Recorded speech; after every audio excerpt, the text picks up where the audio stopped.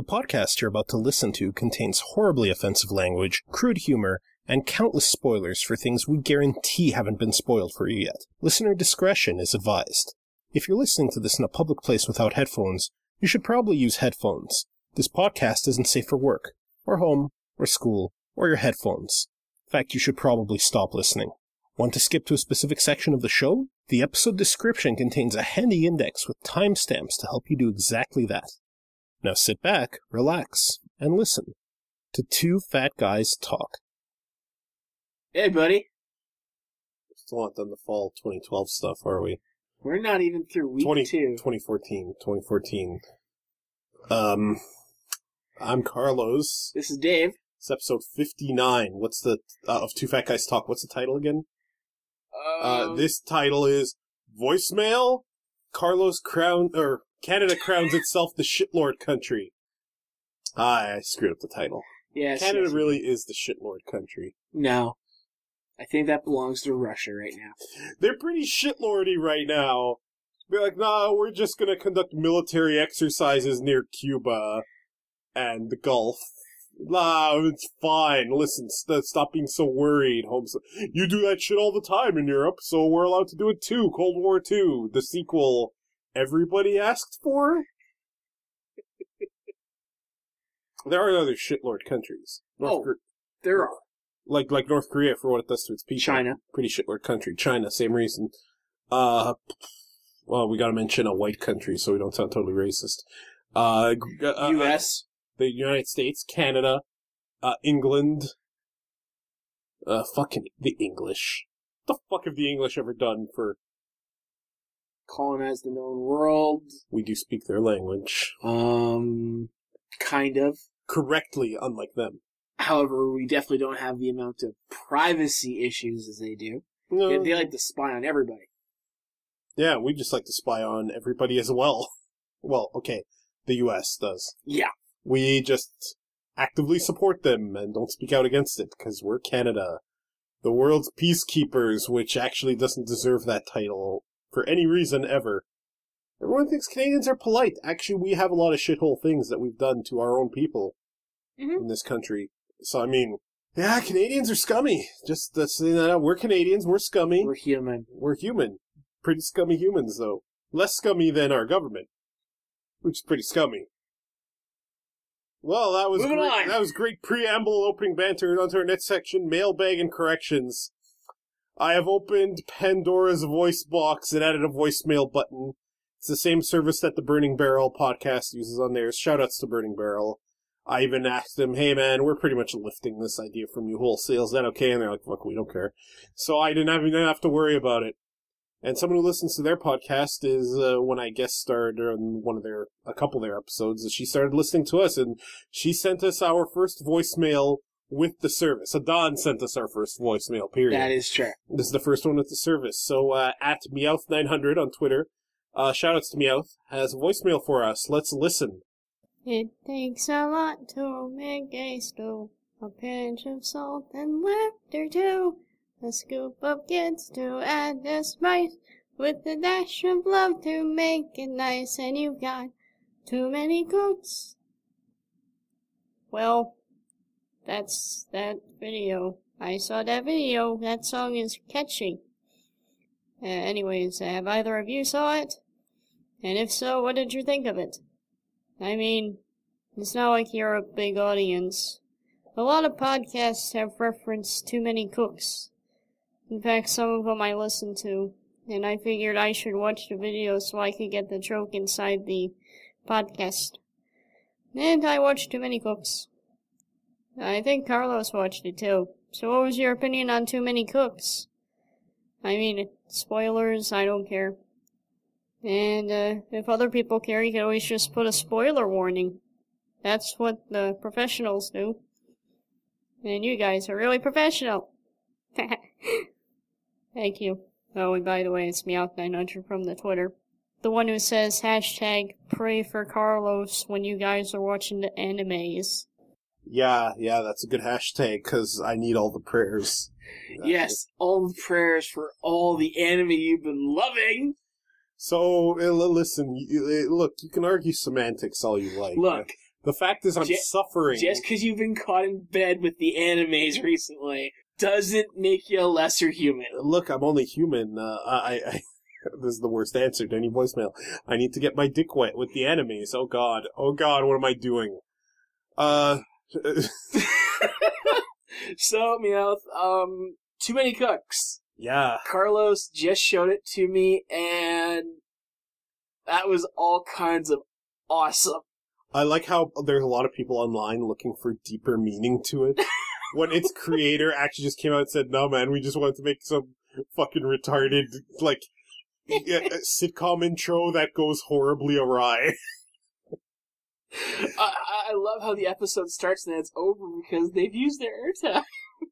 Yeah, I like how the killer, and I had to watch it a second time to see this. You noticed it right away. Yep. There was some fucking weirdo in the background several times before you started mass murdering people in the intro. If you haven't seen Too Many Cooks, pause this podcast, go watch it, and then come back and listen to the rest of it. So, what was your favorite part of it? I like the transition from modern, 80s life, murder massacre, to sci-fi. And then they had his head in the front of the shit. That was awesome. I liked the sci-fi one. I liked when Snarf was first introduced. Yeah. And I liked how they had a bunch of cooks for no reason. And then the part that's actually surprisingly kind of creepy is when, and again, go watch this video, last warning.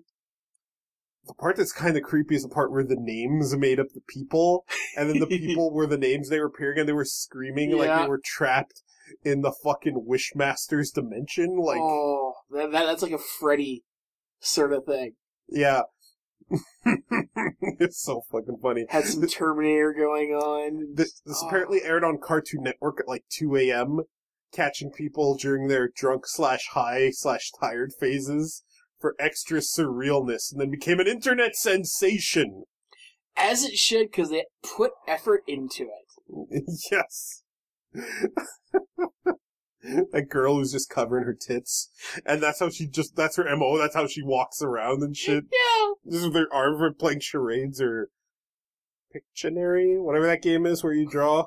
Or the woman doing the transformation of the superhero, and she just continually spins in and out until she's murdered. Yeah, still a better transformation sequence than Sailor Moon Crystal. Yep.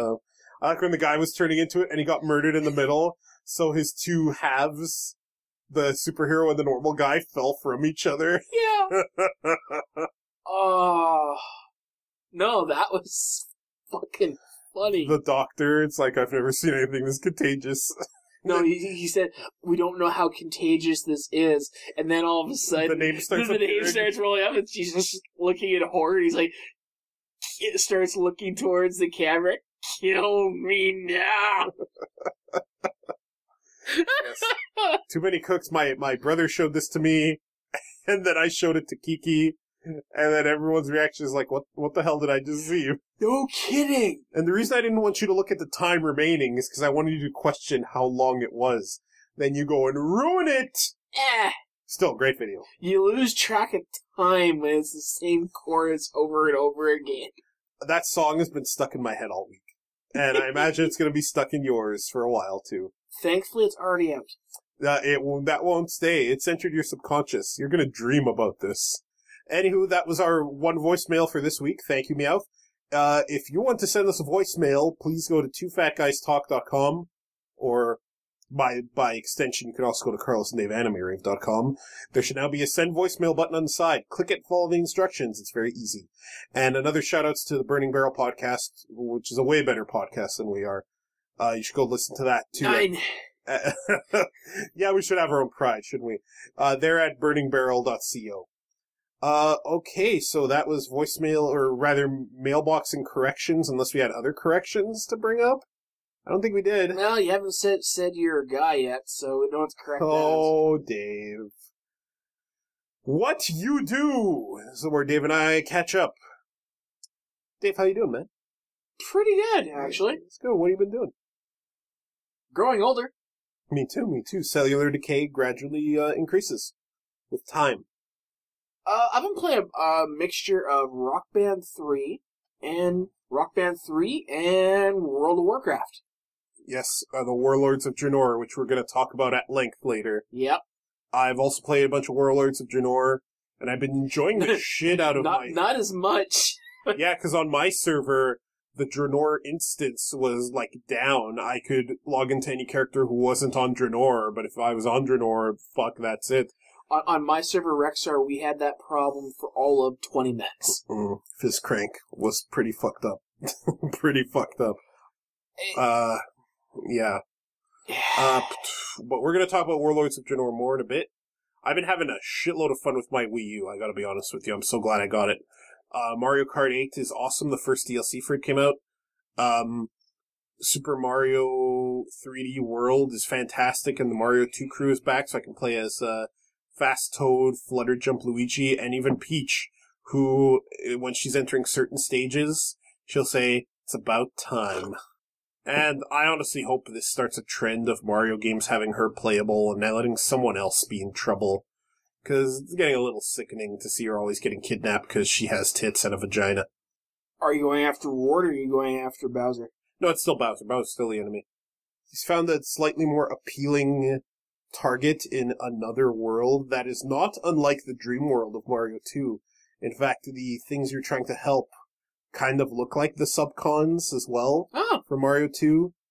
So, I mean, I kind of hope it's not just a dream, but I mean, yeah, you're fighting Bowser outright. Okay. The boss fights are a little more involved than your average Mario one. Not 3 hits? No, the first boss fight in Super Mario 3D World is like, Bowser's like driving this souped up, almost Wario-level car, and you're running after him along the track, because if you run for a while, you start to get a little speed boost and run faster, and you have to do this because the stage auto-scrolls ahead while he's driving, and he turns back and he throws soccer ball bombs at you. Some of them are already active, and you have to avoid them, some of them are not, and you kick them back at him. Okay. But he spices up the fight a bit by going to different sections of this, track, I guess, and throwing enemies out at you as well. So, yeah, it took a good 6 or 7 hits to kill him, actually. Cool. The 3 hits have been reserved for New Super Mario Bros. Wii U, which is actually probably the best new Super Mario Bros. Game. It has a bit more involved bosses and better level design than the others, but it's still kind of eh. But yeah, having fun with my Wii U. Cool. Yeah. Is that all you did? Rock Band and Draenor? Pretty much. We're going to talk about the PS Vita TV later, so I'll leave that for that segment. Have you been playing it? No. Okay. That's kind of why it's a discussion topic. Okay. Yeah, other than that, my Xbox is completely disconnected, my 360.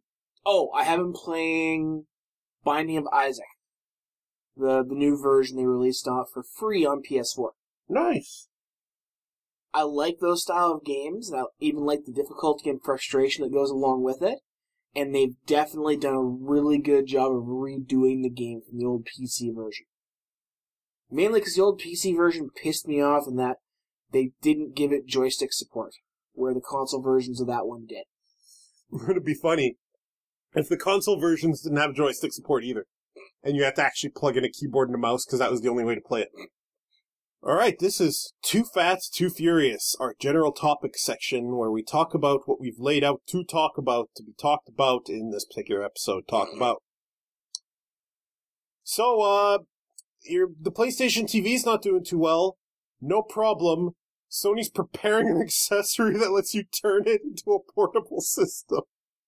And then it's just like a PS Vita, but without the touchscreen support. So it's worse. This is actually a thing. Have you seen how this shithole product looks? Yes. It looks like something Nyko would release for your 3DS. In fact, I love that they showed it using the white version of the PS TV to make sure you could actually see it fitting in the device. It's like, Really? Not only that, we can see how it clashes with the black device. Like, Yeah. and not only is it a stupid idea on the level of the UMD reader for the PSP Go, it's also a fashion disaster. But you couldn't use a black one there, else you'd just think they were holding a cracked up Vita. Jesus Christ. Just when I think Sony's got their shit together, they use something like this. See, I actually thought this was a third-party device. Well, let's confirm, because you were mentioning that earlier. So let's make sure that I don't have to make a correction next podcast. It's called the Decavita 7, and I'm pretty sure this is a Sony product. Yep, it is a Sony product. Unless this is a hoax, but I mean, I suppose this is almost too funny not to be a hoax. Like, look, if the PS Vita TV was already a system like this where the draw was that you could disconnect it and plug it into a television, okay, maybe. But I mean, they're trying to make the TV version of a portable work by letting you turn it back into a portable that lacks some of the features of the original. And this is their plan. This is their plan. Yeah, this is real, and on top of it, you could buy, for the price of this device, you could buy a PS TV and a Vita. Yeah. And a Vita. What the hell, Sony? When I saw that, I'm like, Dave is gonna have to see this shit. So, that's like, because I guess Nintendo has some DS games on the Wii U Virtual Console now. That's like them releasing an add-on that lets you turn the Wii U into a portable with a screen so you can only play your DS games. It's funny. It's hilarious.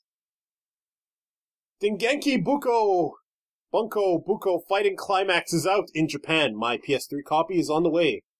I am going to play as Shakugan no Shana because Shakugan no Shana. I don't care. I just know that she's very young looking, and it makes my dick feel conflicted.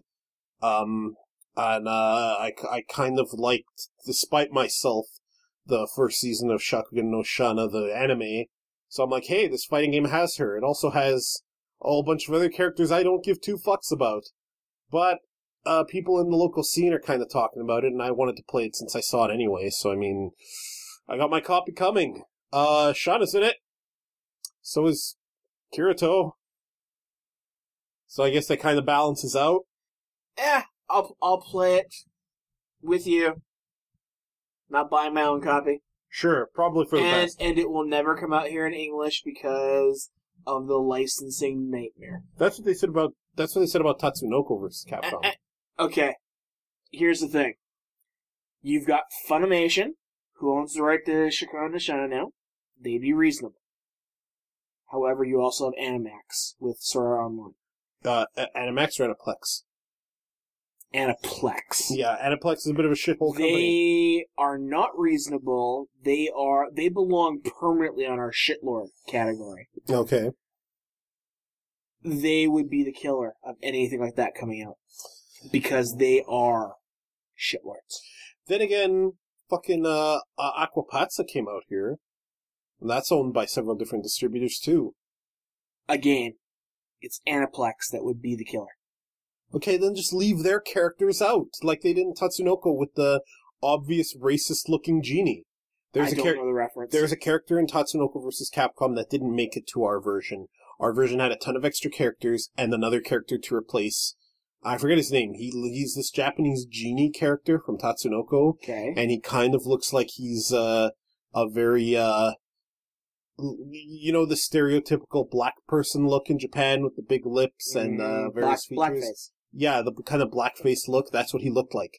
So they left him the fuck out, and they replaced him with other characters.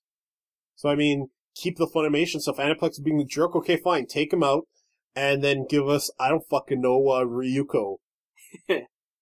Which I think is Aniplex anyway. Fuck! Yes, it is. Fuck this world. You put this one up, Ubisoft and release date review embargoes. So Ubisoft has been doing some... Okay, let's face it, Ubisoft has basically become almost a new level of EA bullshit. They are releasing their games buggy as fuck. In fact, we're talking about that in a couple topics from now. But this particular one, basically Ubisoft with the new Assassin's Creed Unity had a release date embargo on reviews. Now that happens sometimes in film when film distributors know that like they won't send advance copies so that they can't have reviews right on day one because they know the movie's shit.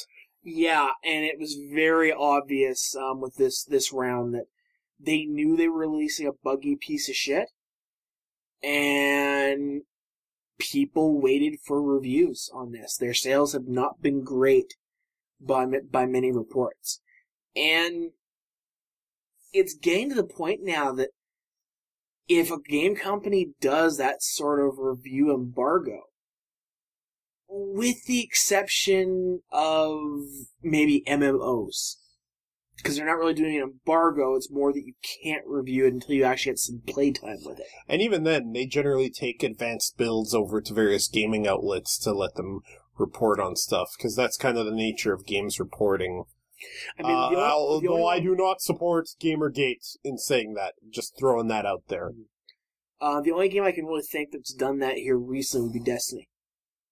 But that was because their servers literally weren't up. Games like WoW have their beta servers for months. True. And they get to review things based on that. So, yeah, no, this is becoming a trend with Ubisoft. And they're being called on their bullshit. It's a little silly. You know what else is silly? Oh, fuck. Yeah, this is another one I came across. PETA launches a pet-friendly Minecraft server. Now, hang on. I thought PETA had been captured by the government, and Katniss had to rescue him, because now she does love him. No. Oh. No one loves PETA. He is a bit of a douchecock, whiny asshole. I kind of like PETA. He's like that puppy you always need to save, even though he's a capable adult. Look, they had to deal with acid fog, for Christ's sake. Like, I meant nobody likes PETA, the organization. Yeah, me neither. Look, I'm about as a liberal, hippie, fucking beret-wearing, cafe-trolling liberal as it gets, and I don't like PETA. Fuck Dude, them. You are so on the side of kill the humans, save the pets. Oh, yeah. However, PETA has nothing to do with saving pets. No, I realize they're like, look, I wish that we treated animals better, including animals that we slaughter to eat. I personally think that the state of slaughterhouses on this planet is abhorrent and wrong. Okay. And I think we should go out of our way to free range as many animals as we can and make sure that they, we're raising them to be eaten, but they can at least be comfortable until that point. Like, we don't need to have them live their lives in torture, basically. And we do, and I eat meat that's gone through this, and I kind of wish we could just replicate all the meat we needed and we wouldn't have to kill a single animal to eat. However, that is a very small part of, PETA is a bunch of vegetarian, no meat assholes, but we should note that not every vegetarian or vegan is an asshole. Oh, absolutely. If that's your choice, you're wrong. Oh, but, Jesus Christ, David. If that's your choice, you're wrong. We can decide what we want to eat as long as we're not A, killing ourselves by our food choices, and B, denying stuff like protein to children. Well, the big thing is that's your choice. Great. Don't judge me for mine. I won't judge you for yours. Sure. That's the basic premise of that. However, PETA's big thing has always been to save pets. And they actually kill more pets on this planet than any SPCA. This is a documented fact. Because if PETA had their way, they would take your pet away from you, kill it, and then say you can't have any more pets. Well, Their actual mandate, is that no human being on the planet should have a pet because it's wrong to the animals, and therefore they must kill all the pets. Here's the thing. I don't know much about PETA's credo. All I know is this. I don't like them because of advertisements they've run, which are stupid, and opinions I've seen them post, which are dumb. So I really have had no desire to go and look more into PETA's practices. So I can't confirm or deny this. All I'm going to say is this. My family has a grand total amongst them of 3 dogs, and these dogs have been bred and raised and basically crossbred and basically been the fuck was I talking about? I got distracted here. Look, house pets have been bred to be house pets. Okay? Fuck me.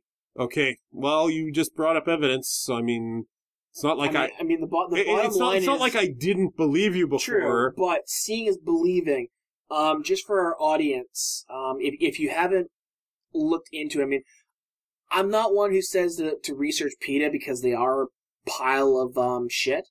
However, if you look up, do a simple search for PETA kills animals, and the adoption rates for animals that have been rescued by PETA, their adoption numbers since 2005 have been literally, 2006, have been below 2% of the animals they have rescued. They kill thousands to the single digits that they actually adopt. Sure. And what I was trying to say was domesticated pets are domesticated. They can't be released to the wild. They will die. Oh, and that's the thing. Any breed on the planet that has been domesticated, PETA believes that they need to be wiped out. Sure. I mean, I believe humanity needs to be wiped out, so I mean, there's some common ground here, but I mean, not a lot. Like, I believe all men need to be killed, and all women probably need to be killed too, but the men first, because fuck dudes. Wow. This is turning into a real dark podcast. To all the men and women who I know, I'm not planning to kill you. Yet. Moving on from PETA, though. Okay. Nintendo Amiibo figures. Yeah, I was looking at this, so... These fucking things are limited as hell. You use an Amiibo on a game, and it becomes locked to that game and system. And then the game can actually write data to the Amiibo. Okay, fine, fair enough. It's like a little ghetto memory card. But then other games can't do the same. So the Amiibo's capabilities are limited to the Amiibo merely being read by a game. So right now, Mario Kart 8 recently got patched to read Amiibos, and then I don't have an Amiibo, all I know, and I don't ever plan on getting one. What I know is that you scan an Amiibo and you get a special outfit or something in Mario Kart, so it doesn't write any data to it. However, this limitation is puzzling because that means if there is literally any other game other than Smash Brothers that writes data to the Amiibo, you're kind of fucked. You know, another reason why I don't like the idea of the Amiibos? Well, it's stupid. Well, okay, other than just blanket being stupid. You have the Dynasty Warriors, Hyrule Warriors, correct? Yeah, Hyrule Warriors. Did you know that there are weapons in that game that you can't get unless you have the Link Amiibo? Yep, I know. And you're okay with that? No. I saw this coming when they first announced it, and I don't think it's cool. I do not like the fact that I buy your game, I support your system, and then you're telling me that it's not, $1 DLC, but I have to go and buy a $13 figure that I then have to access every time I play the game to use a weapon set. Yeah, it's pretty stupid. This is retarded. It's dumb. I don't like it. I don't like any games doing this, including Nintendo, even though I've loved my Wii U lately and kind of experienced the resurgence of love for this company. it's still douchey and wrong. I fucking hate this shit. So yeah, Nintendo, stop. Just stop. Please do. The Amiibo should enhance content. It shouldn't be mandatory. I should be able to never ever buy an Amiibo and not miss out on anything. Which actually has me worried about Smash, because it sounds like you can't do a bunch of things in Smash unless you have the Amiibo. How it's supposed to work in Smash is that you put the Amiibo in and you get a special version of the character it represents, and then you can level up that character, which is what it writes back to the Amiibo. It's like you're leveling up the figure. There's no way this will be tournament legal. Probably not even bound in Nintendo's own online service with its For Glory mode. So, I mean, when it comes to tournaments, they'll pick their own rules anyway. Quite a few of them are allowing custom movesets, because it turns out that as long as you don't equip the badges that improve your stats and lower others, custom movesets have actually been found to be okay and not terribly broken. Huh. So some tournaments have actually been running with those. It sucks that you have to unlock all of them, and this should be all available anyway if they were going to do that. But, I mean, there's that. As long as the Amiibo remains a little side thing that you can level up for funsies, then fine. Still never going to buy one, though. I have enough toys, thanks. Yeah. You could convince me to buy an Amiibo if one looks particularly good or has a particularly cool pose or something. That's the other thing. Like maybe if there's a Roy or a Lucina Amiibo in such a pose that I can pose it with some of my current figures, I might get an Amiibo then, and just for my toy collection. That's the other thing that kind of annoys me, though, is the Amiibos are not as good as the one they showed us at one of the cons. Yeah, I've seen the sculpts. They're not quite as nice as they were made out to be. Yeah. They're not horrible, and some of them are quite nice. It's just, for the most part, the sculpts are kind of low quality. Like the sculpt they showed us was a $100 figure, and they're selling us a $13 one. I expect a low quality sculpt from a HeroClix figure, not from an Amiibo, but I guess they both kind of fulfill a similar function, don't they? Yeah. And here we come to bashing Ubisoft some more. Now, we have bashed Bethesda on this show. I have bashed Bethesda on this show. I have agreed with you as far as the bugginess of their games. But you haven't agreed with me that they're the worst company ever. And yes, I haven't, because you're wrong. Because they suck and deserve not one iota of the love they get from mainstream gamers. Fuck you. They're actually very terrible. No, they're not. They are monstrously bad. No, they're not. They make bad game after bad game after bad game, and everyone's like, it's so dynamic and buggy. Yes, deep. not bad. Bad. No. Bad combat systems. Nope. Aimless, directionless fucking storytelling. Hardly. It's all bad. No. 1 minute. What was the last Bethesda game you played? That Sky thing. Skyfall? Whatever the latest one was. Grab a plate. Walk through a wall. Macho Man mod, also nice. Makes the dragons go, ooh, yeah! That said, Skyrim. 1 minute of Dragon's Dogma combat shits all over decades of Bethesda's combat systems, outside of maybe Fallout 3. Very well. Yeah, but we're not talking about shitting on Bethesda. We're talking about shitting on Shitsoft, Ubisoft. Ubisoft games, I think, have now taken the cake for releasing buggy, rushed work. Yeah, Ubisoft is becoming EA, like you said earlier. It's like, well, you know what? I remember when PC Gamer, back in the 90s, wrote an article about how, and the first line of the article was, this shit's gotta stop, and the opinion piece was about how it sucks that games release broken and then get patched later. And in the 90s, yes. Yeah, and PC Gamer will still actively argue that PC games are superior, and so many games, not just PC, but a lot of PC games, because they know people have the connectivity to patch after the fact, just come out so broken, and then they just patch it later. Ooh, you mean like console games now? Console games are getting there, unfortunately. No, they're there. They are right there, right along the PC versions. The PC versions tend to get patched first, because they're the easiest to patch for in general. But with the fact that consoles are now online usually 24/7, PS3, Xbox 360, and now the next gen, it's given them the same ability with PC games to release buggy, crappy software. How funny it was. Assassin's Creed Unity. How funny it is that we were arguing about the bullshit fees that Microsoft and Sony charge for patching PS3 and Xbox 360 games. And now that, like, the PS4 and I think the Xbone don't do that crap, that this is going to become the norm. It's almost like those fees were kind of keeping people honest.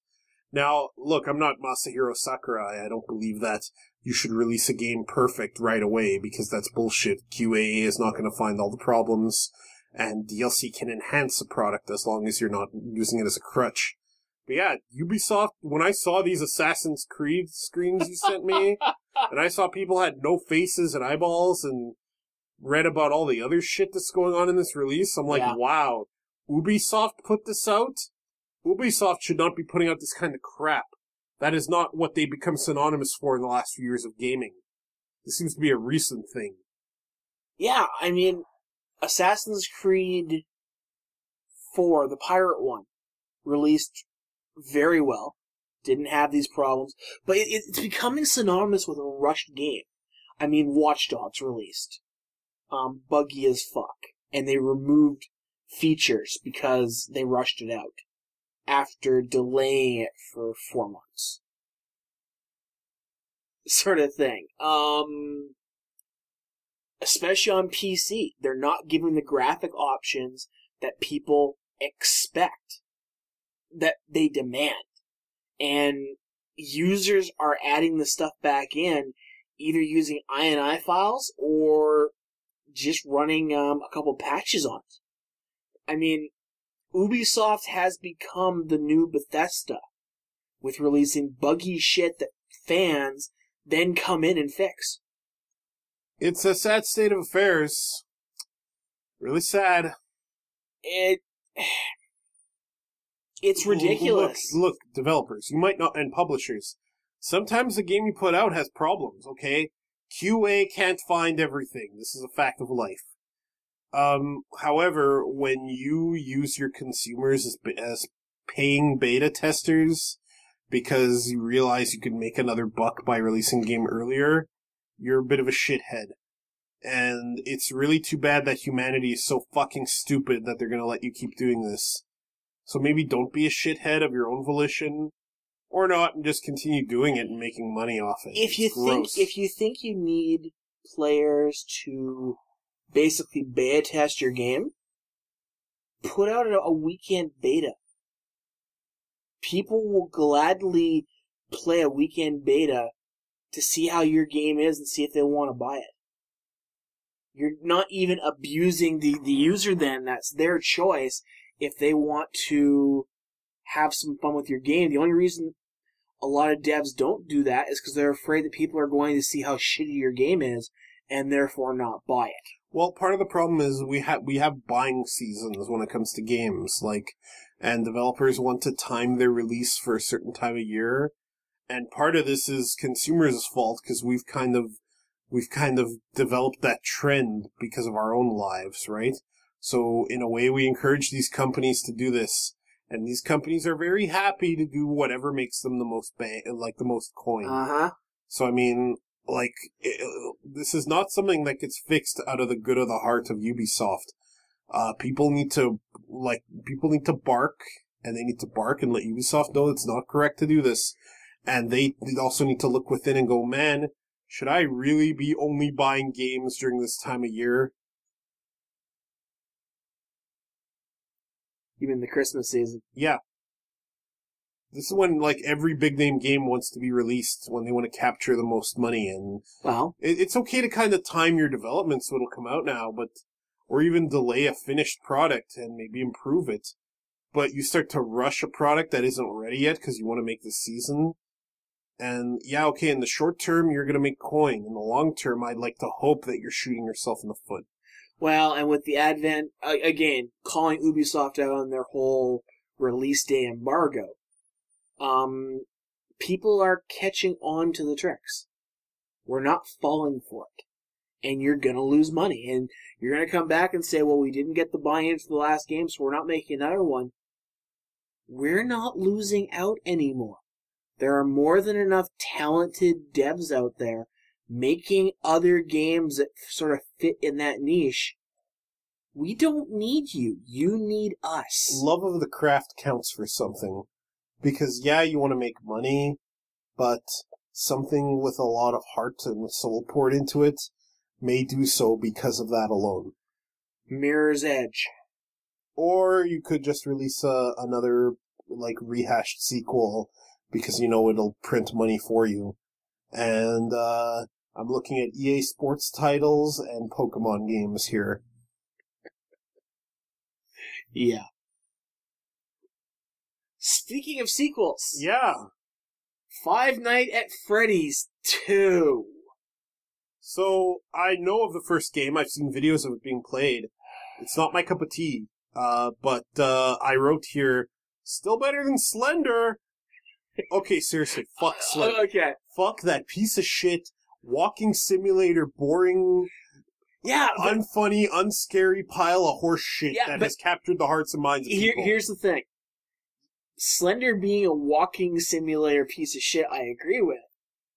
But you don't even walk around in Five Nights at Freddy's. You sit in the fucking room and check cameras. Yes, but the thing is, for the mission that they set out to, which was to creep you the fuck out and make you jump out of your seat, that's okay. Your character does not need to be mobile at all if there's an interesting mechanic to why you're playing the game. I'm dead serious, too. I don't much care for Five Nights at Freddy's, but I kind of like watching people play it, because seeing them turn to a camera and something's just sped by and they're like, oh god! And then the thing walks into the room and they're dead. That's funny to watch. That's legitimately scary and it's entertaining. It's way better than shithole Slender, where you walk through a dark park at night, which we've done in real life. And you look at a guy and your screen goes funny because he has no face. Oh no. So frightening. So hearing that it's getting a sequel, I'm like, sure, whatever. I'd rather people play this and say it's good than play Slender and not say that it's the biggest pile of shit they've ever seen, because it is. Fuck Slender. I guess. Five Nights at Freddy's, I was surprised to see it's getting a sequel just because I was like, what the fuck is this? I would argue that it's the kind of game that I don't care for, but I'm not angry it exists. Then again, I play Harvest Moon games. Hell, even Slender, for all my shitting on it, if someone likes it, who am I to judge? And honestly, it's honestly harmless, really. The only you say that until Slender comes to consoles. The only problem would be is if major developers start looking at it as what people want, then I gotta start, sending nukes to the core. So let's talk about BorCon 2014. You called it that. I called it Blizzcon 2014. And it was a fine show. Dude, compared to BlizzCon of the past few years, this BlizzCon was fucking boring. I don't think shit. I don't think it was boring. I had quite a lot of fun using my virtual ticket to fucking look at the videos. You get out of my basement. Hey, you want to highlight that last bullet? I'm gonna. No, seriously, I'm bringing the Burt's Bees guy in here because. Oh no, Dave! He's Dave! got more integrity now than you do. Oh, you actually paid for the BlizzCon virtual ticket. I don't know why you're still talking to him. He's outside. This guy's sulking out there. Oh man, it looks like his lips are so dry. You get some Burt's Bees, put them on my lips, and kiss them all over his lips. Make his lips so moist. Okay, I made a terrible mistake here. I was watching BlizzCon, and I'm like, oh man, all these... You paid for it too! Yeah, I want to get my little Gromlock fat. It's got his little Murloc with an X, and his lips are so dry.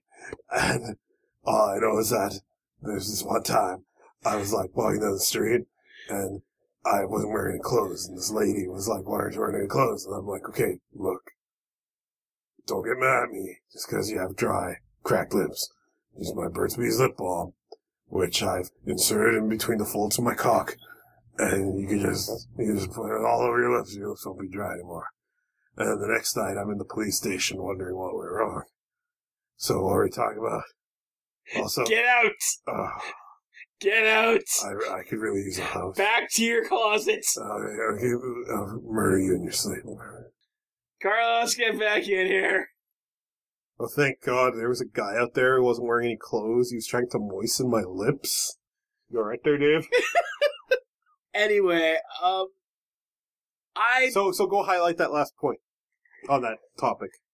I had a lot of fun watching the games and various stuff, and I got a cool pet out of it, so whatever. Now, I will say this. I was bored, mainly because not much was being...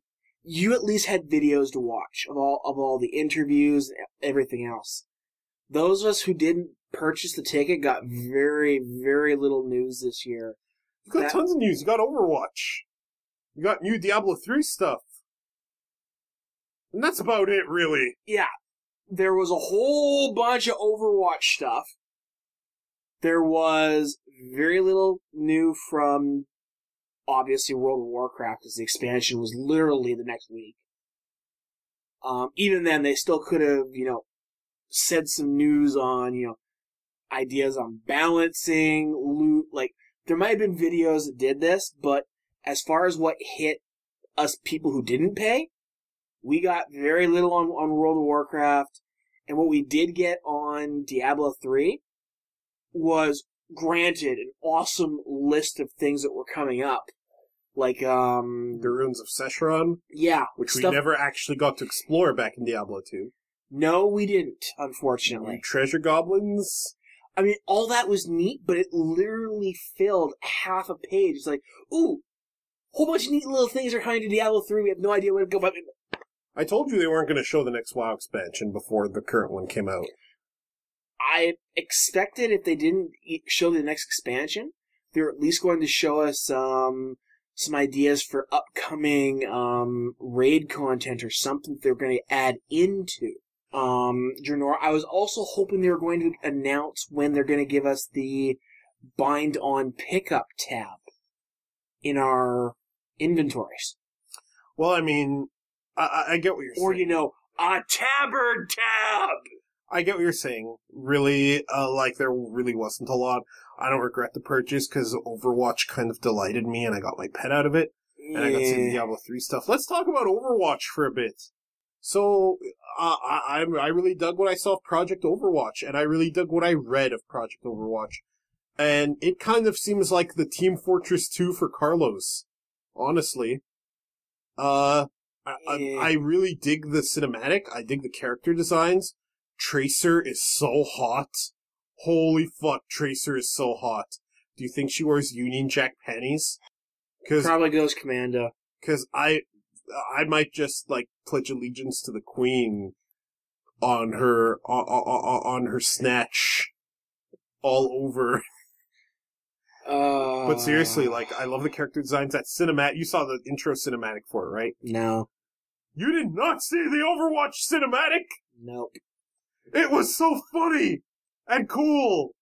Didn't care. The security guard wasn't paying attention because he was playing Hearthstone on his tablet. Yay. You put this topic on here. You don't even watch the cinematic. Well, no, you put the Overwatch segment. I just put Borcon. Fuck me. Well, Overwatch looks cool. I dig the look of it. I dig the cinematic, which I guess only I can talk about. I saw the screenshots. I saw the information on it. I'm like, oh, great. I'm gonna go play some Team Fortress. I'd rather play this. I like how they're saying that you'll be alive longer and you'll have more of an impact on the fights. And there are going to be Just heroes. Don't suck. They're going to be heroes based on twitchiness. They're going to be heroes based on more objective-based stuff. This is the kind of FPS, Team FPS, that friend of the show, Shane, will probably appreciate because he's not really, he doesn't care for Twitch gaming anymore. He got all the stars on Mario 64 after great effort, and then I guess that kind of ruined Twitch gaming for him because he plays something like a new Super Mario Brothers game and he thinks it's the hardest thing in the world, even though they're super easy. he's gonna really dig the characters that can set up fortifications and where they'll win the fight for their team by making sure things keep running. That's pretty cool. I like that it's not character classes, but outright heroes. It's kind of like a fighting game in that way. I like that there are going to be no character customizations. Everyone is pre-built and preloaded to go right away. And that's awesome, because there's too much of that crap in modern gaming. I was for all that, I was going to say Team Fortress 2. Yeah, I know. Until you hit the customization, which... And even Team Fortress 2, look, okay, maybe I blow, but I play a game of Team Fortress 2, and no matter how many people I kill or not, or how many objectives I kill or not, I'm dead in seconds if I'm ever in a firefight. And this is a lot of FPSs are like this, man. Like, I kind of want the fights to be a little more drawn out than that, and maybe that's because I play fighting games, and I want that to be how competitive games work. Maybe there's a bias there. So, I mean, there's that. Fair enough. I dug a lot of what I saw. You realize it, and let's move on. I like the character designs. I like the female characters they presented. I like how there's they're all cute and sexy, but not terribly revealing in a non-tasteful way. I really like that.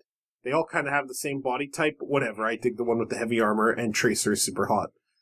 And Union Jack panties. Again, it's just what I want out of this.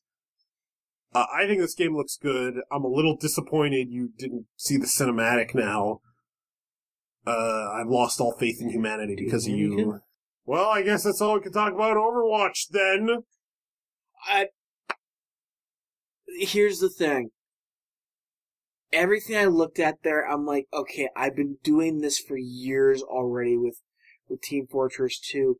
I didn't care because it doesn't fill a niche that I needed filled. It's like, oh look, here's Blizzard doing another game that's been done and trying to put their own quirkiness into it, which is fine, but that's all Blizzard is doing now. I totally agree. They see League of Legends, or whatever the hell the first one was. We're gonna make our own! Cinematic was awesome. Game sucks.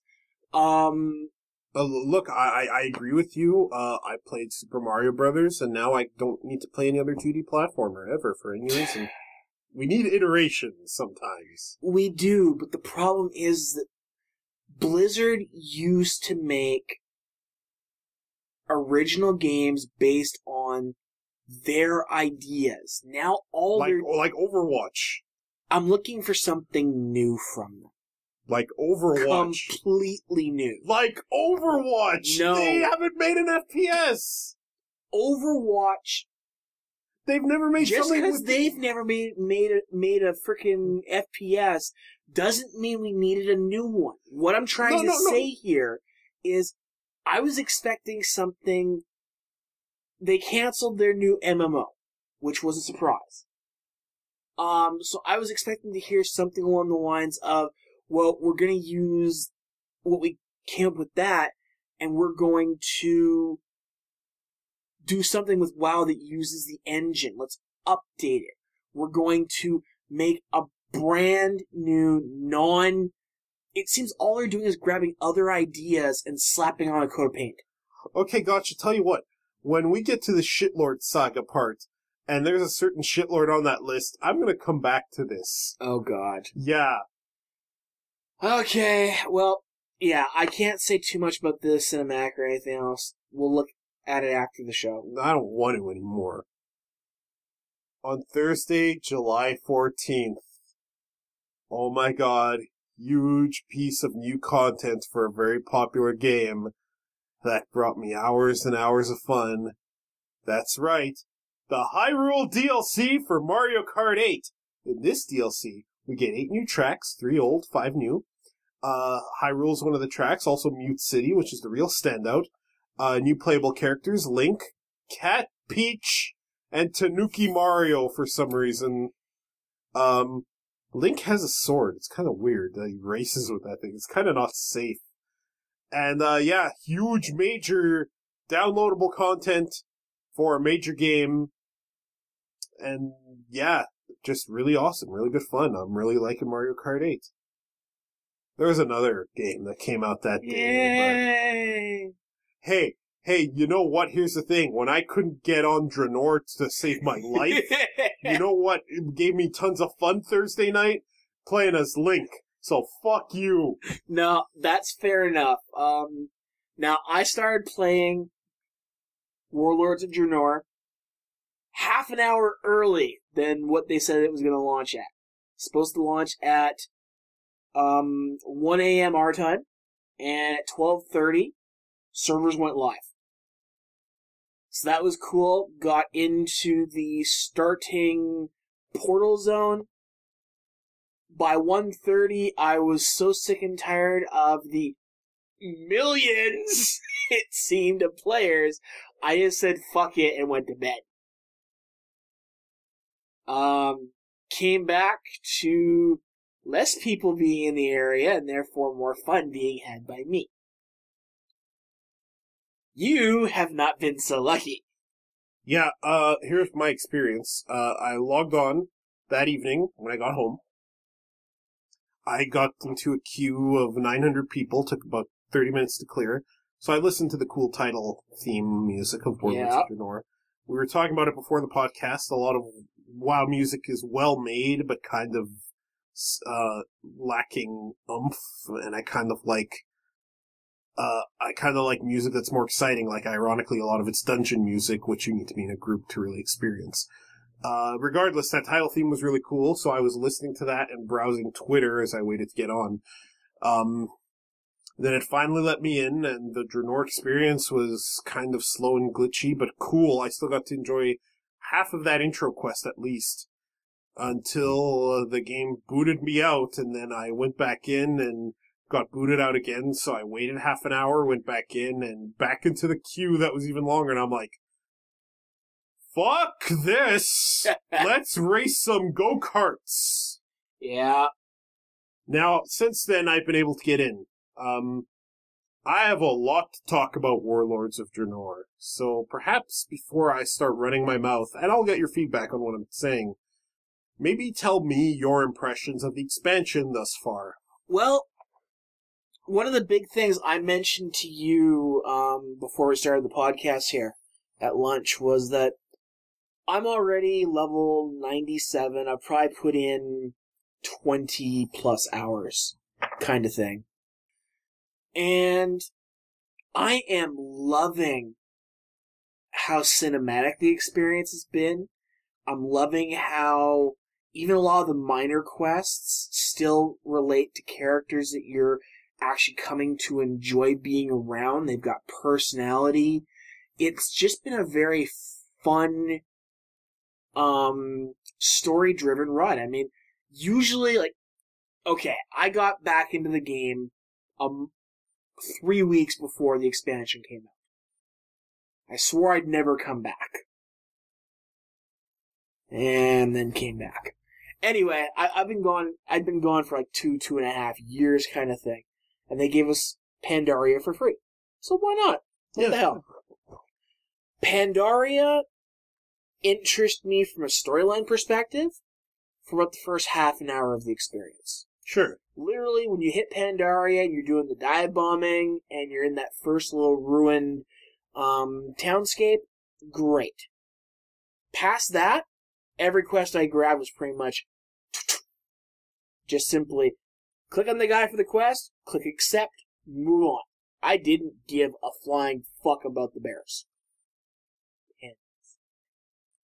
Pandaren. Did not give a fuck. It's like, okay, so we got David. Emotional based, and it don't care. Moving on. David, why you no like my daughter's panda pussy? Stop. It's lubed for your pleasure. Fuck. Daughter, show him your panda pussy. Anyway, I'll look away. moving on. So I mean, I ground out like 5 of the factions. I got my frickin' dragon mount. I got my farm. Got the fishing for that awesome fucking raft that you can get. And that's it. I was done.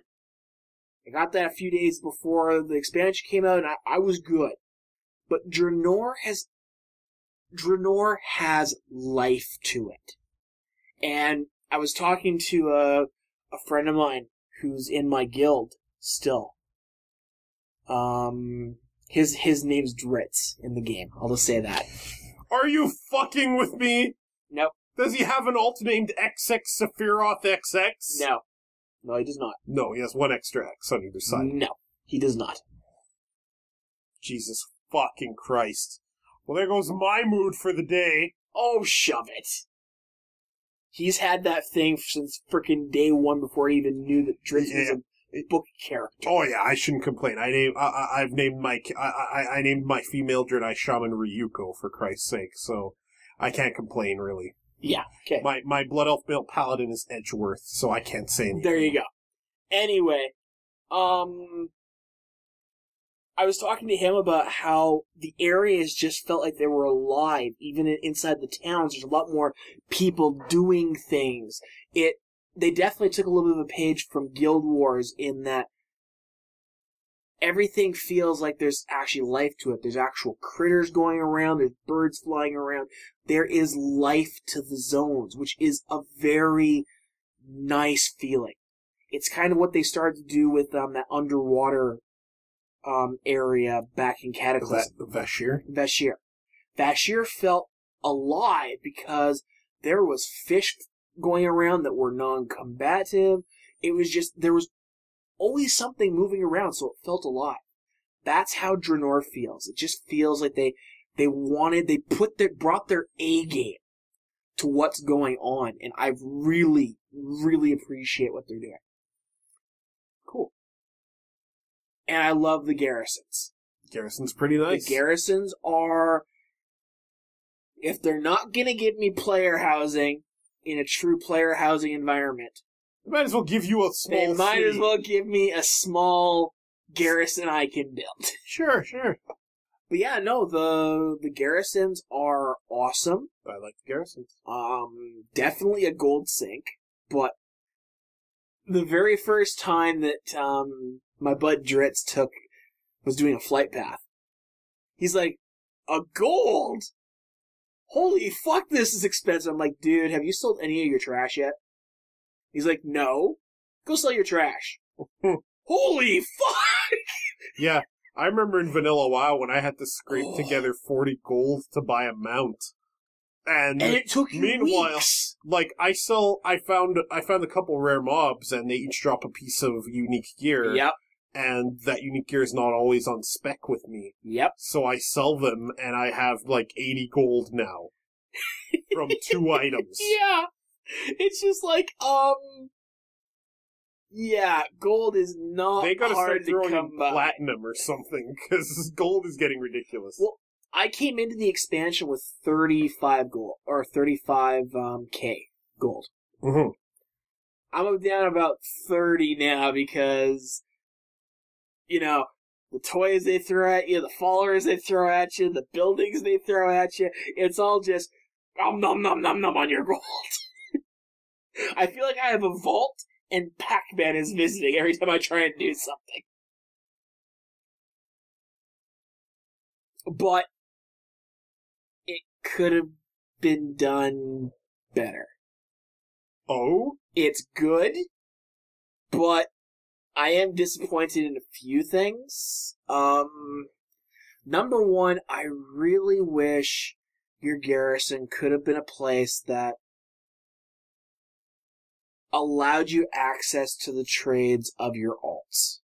So if I had a level... I'm going to talk about that at length. If I had a level 90 enchanter, I'd still have to build the enchanting booth. Okay, fine.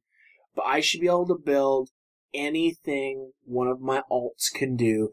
Let's stop this. Oh, well, I'm playing a hunter, but on this hunter I decided not to go leatherwork and skinning. So if I want to build that armor, I've got to log out, log into their character, build it, send it via mail. If I can interject a moment, I personally think it should work like it does in Diablo. All your characters share the same professions, so it's really more that you have them. I think, especially since they took out profession perks, you should just have access to all of them on an account level. Perhaps all the way down to a server level, because server faction, maybe you can't share across faction, but it should be for all the characters of that server and faction. But please continue. You see, I'm still okay with them. I was fine with it in Guild Wars too. You still choose a profession to focus on. Do you like how you can become a Draenor master no matter what level you were at before?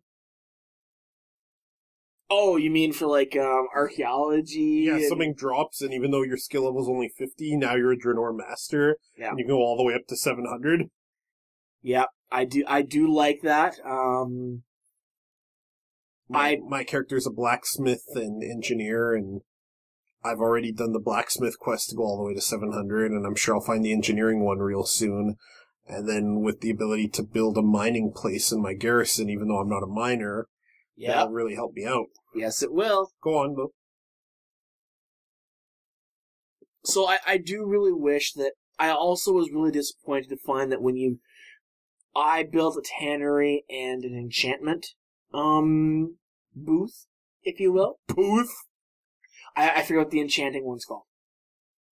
I don't know what it is either. I just find it funny that it's the first thing that comes to mind for an enchanting facility is a booth. Dude, it's 4 posts and a roof with 2 people standing underneath it. It's a fucking booth. Yeah, that is a booth, isn't it? That's not even a tent. That's a fucking booth. It might as well just be enchanting out in the open now. Yeah, it has a roof to make sure they don't get wet. So, anyway, the enchanting booth. I was really disappointed that you can only disenchant things from 90 to 100. You cannot disenchant Pandaria stuff or lower. You need an enchanter for that. You also cannot build anything below 90. And you're very limited in what you can build between 90 and 100. So I was kind of disappointed on that because I was going to make a tailor station. Mm-hmm. Simply because I wanted to build a fucking bag. I didn't want to spend the 25 to 3,000 per freaking 26 slot bag that's on the auction house. Nope. You cannot do that. That's one of the exceptions that you can't build. Fuckers! I agree with you. I think... Because really, I'm probably going to spend my 90 boost on a character that has tailoring just so I can give all my characters fucking bags. Yeah, that's the thing. That's why I kind of wish they were available to all your characters, and the building a garrison building for it would just enhance that property. Either that, or if garrisons were available from a much earlier level, then just like Diablo 3, they can make all the professions tied to your home base. Yeah. But that's potential. I'll touch on that more when I start blathering on. I like the follower system. Yeah, I really do. It's a good system. The only complaint I have with the follower system is how fucking random the upgrade from uncommon to rare / epic is. I had that happen to one of my items on a quest. That's awesome. Yeah, all of a sudden, bam, epic. I'm like, wow. Yeah. This is a boost. Yeah. I'm okay with items like that because eventually you're going to be crafting stuff or getting stuff from dungeons that won't have to go through that. You're leveling, boom, okay, awesome, I just got an epic sort of thing. I've only got 2 things left from my rated out Pandaria character. And that's my headpiece, which is a raid from the SOO raid, and a ring from SOO. Did you hear that a Death Knight managed to solo before the expansion normal Siege of Orgrimmar? Yep. Death Knights have always had their ways to break the fucking game. I remember when we went to a heroic dungeon in Wrath of the Lich King, my entire party died except for me at the final boss, and I won. Yep. And this was at the beginning of the fight. People were like, did you just solo that guy? Yep. Continue. I've I've done Arthas now. Oh, nice. 10-man non-heroic, but so no invincible. no invincible. But let's face it, once I hit 100, I'm going back there and I'm bitch slapping me some emo cunt. You're gonna tear his helmet off and start stabbing him with it? Dude, I'm gonna skull fuck him. Jesus Christ! Does that make you gay? Does that make me necrophiliac? It might. He's not actually dead. Dave, I don't know what to think about this, but you just turned me way the fuck on. Oh god, I'm gonna stop talking now. Okay. Anyway, but yeah, no. I do wish that the followers were a little bit less random as far as their quality, because like I had 11 followers before I managed to get that achievement for getting an epic follower. And my bud Dritz, his very first fucking follower he got was an epic. And she happens to have that one trait that every mission that she's involved in is cut by half. Wow. That is so now, lucky. all of a sudden, those 10-hour fucking dungeon runs is 5 hours. I'm like, you mother... I started a bunch of followers on a 10-hour before I came over here. I'm going to check on them tonight. Every day, before I go to bed. That happens. Mm-hmm. And I know that eventually you get 1 day, 3 day, and 7 day ones. I'm all good with that. A little bit bummed that they limit you to 20, 25 at the end. Unlike in Final Fantasy Tactics, you can't just walk between 2 points to kill the time. Yeah, and... Because this is real time, 7 days. So. Yeah. And I mean, that's all... It's a cool idea, and it gives you more to do. I'm also very glad they give you command tables at your outposts. Yeah. So you don't have to teleport back to your garrison. Oh, that's another thing. Second Hearthstone. Yeah, your garrison Hearthstone. Fucking A. Super handy. Super handy. I have one Hearthstone set to Storm Shield, and my garrison Hearthstone is my garrison Hearthstone. I now have access to everywhere. My normal Hearthstone is put to whatever inn I'm currently working in a zone. Oh, yeah? Well, because I can zap to my garrison, do what I want there, and then instantly come back as I'm doing the zone. It's great. I've always been more of a, I want my Hearthstone set at one central point kind of guy, so having Storm Shield. I was debating just leaving it in the Shrine of Two Moons, but because they still have all the town portals there, but so does Storm Shield, so why not? On Ashran, the Alliance base there. You have a quest to go there very early. I know you've been there. Okay, no, I've been there, but I didn't see the point because it's so cheap to fly there. Oh, sure, it's cheap to fly, but it takes time. I'm not going to spend half an hour because Blizzard wants me to look at all the scenery. I'm not finding the flight times to be long. What is up with that awesome new Griffin model on the flight paths? Yep. I was looking at them like, is that new? That is way better than mine. What do I gotta do to get that Griffin as a flying mount? Yep. It is so good! All the models in Draenor are so nice. Yeah, the new Draenei model, its touches are very, very subtle until you notice that they're a big part of the Alliance experience in Draenor. Yeah. The new Orc model is fan-fucking-tastic, though, for players and for NPCs. Hey, especially as I'm pulling my sword out of their gut. Like, my Orc Monk has never looked better. He's just so nice. Things look nice. The whole experience. Have you finished Shadow Moon Valley yet? No, I'm in progress. I have not had quite as much time. Plus, I've been playing on my Wii U, so... And editing audio. I'm just making sure I'm not ruining anything.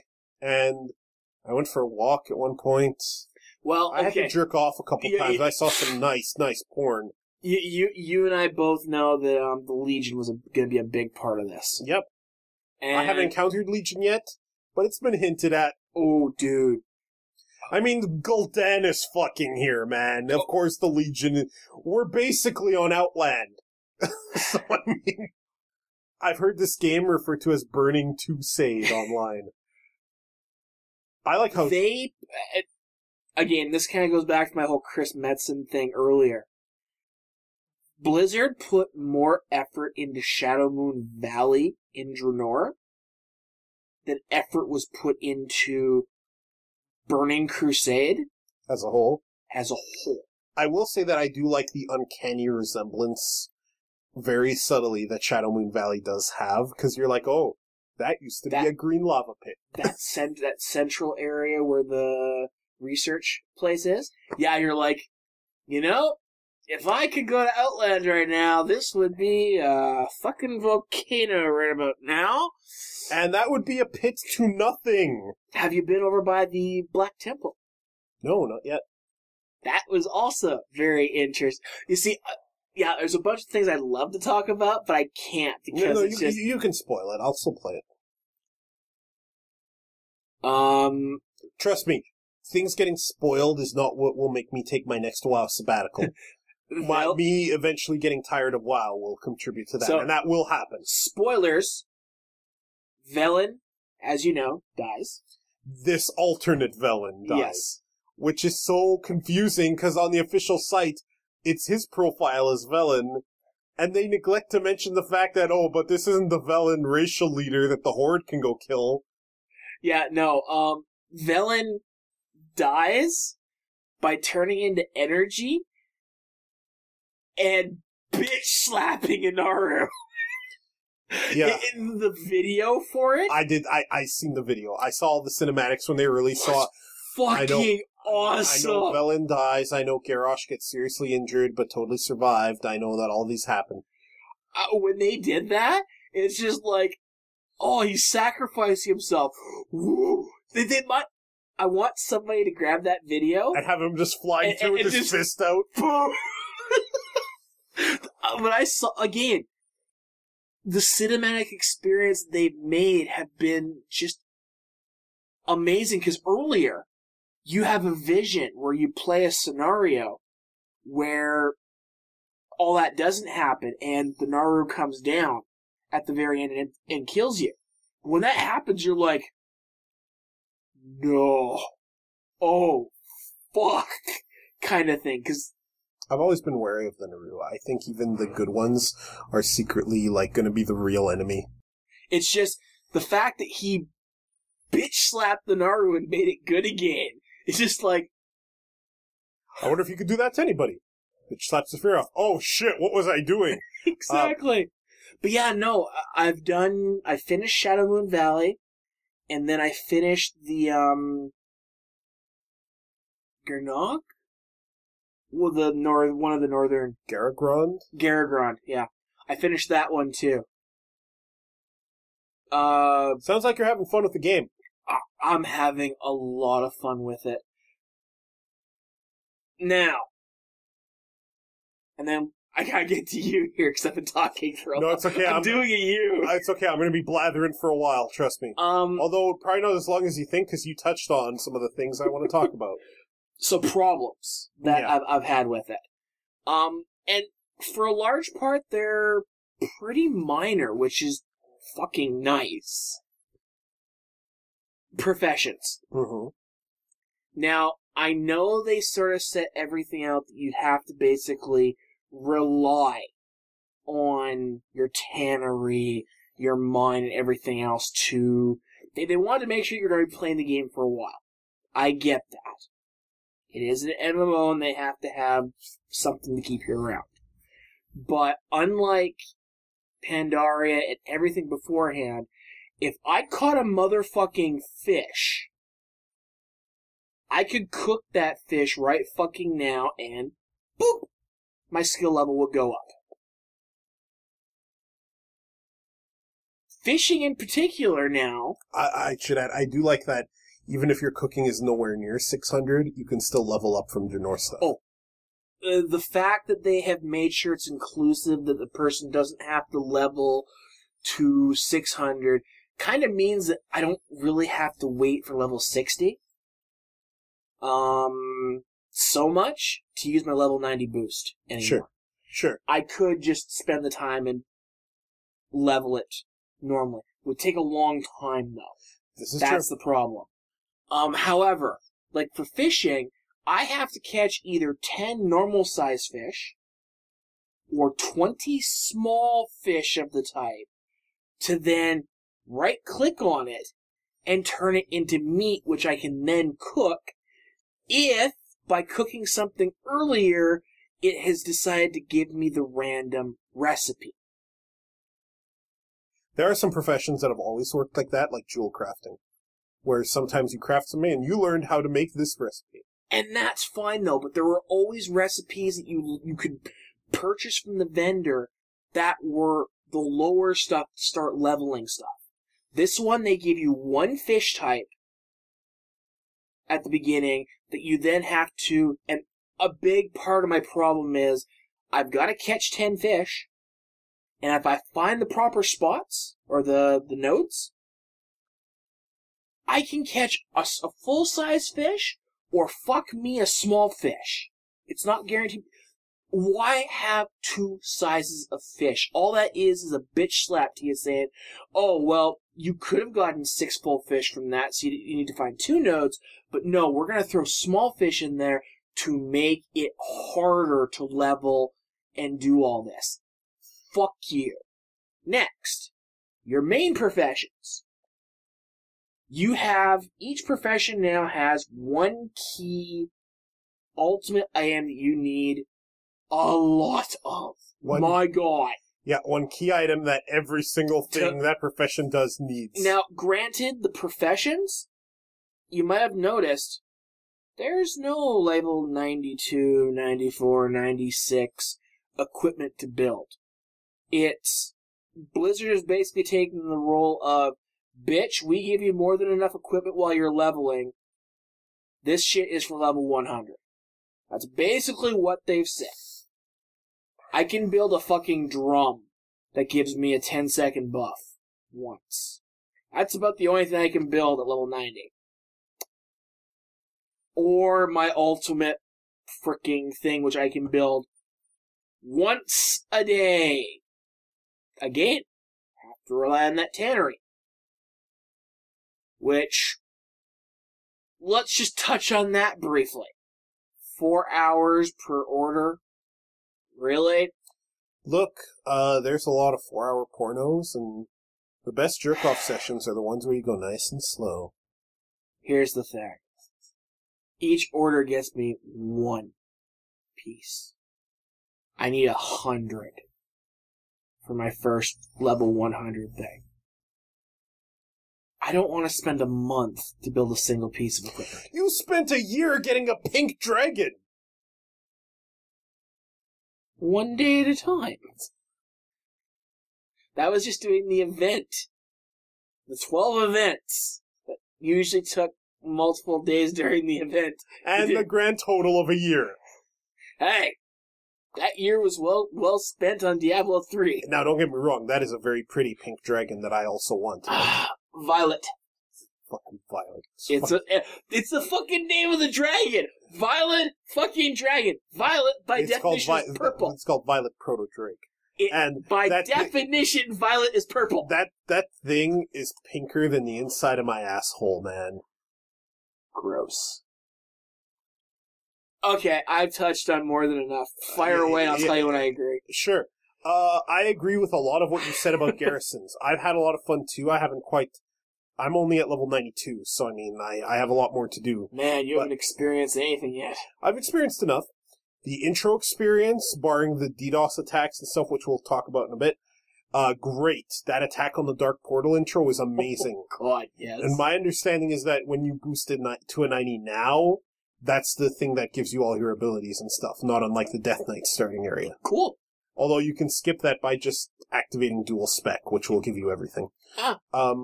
So awesome, man. Great. I really felt like me and Khadgar and Lady Liadrin and fucking various Alliance and Horde were all in this together. Drekthgar? Yeah, you say alternate Drekthar and Marad is there. When he was there, I was like... And Thrall! Thrall is with you! When Drekthar popped up there, I'm like, wait a second. I know that name.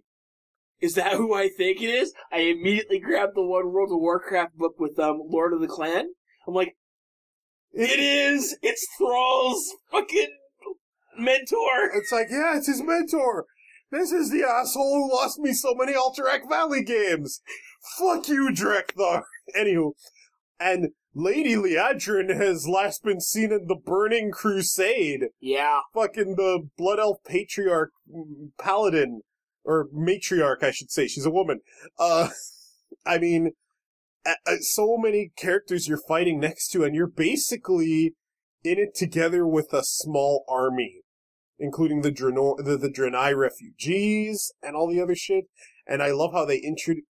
You remember that Digimon episode where they went back to the Digiworld and they faced each of the Dark Masters one after the other before eventually they went through the arcs for each of them? Uh-huh. That's what this felt like, and that was cool. It's like, okay, Gul'dan and his awesome cinematic title, and you free him, and you're gonna meet him again.